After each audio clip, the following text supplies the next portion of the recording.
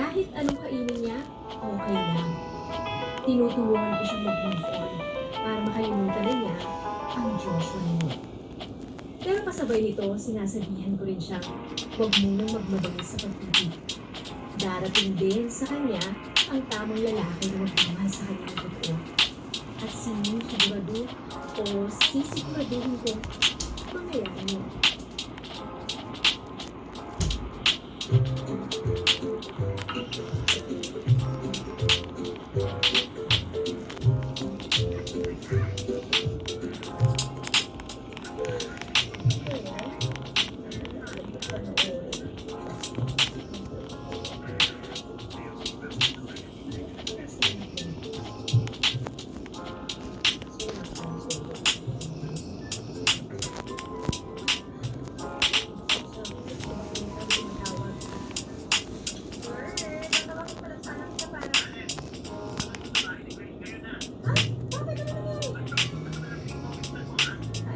Sige, pupunta na ako.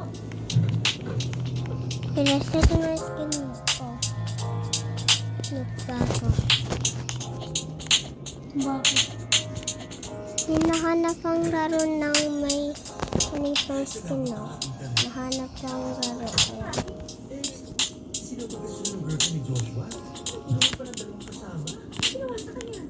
Sinabunutan, sinalimot, at ang nakakaloka, may dalang gunting ng babae. Ayun, inupit-upit ang buhok. Puro kasi sa braso.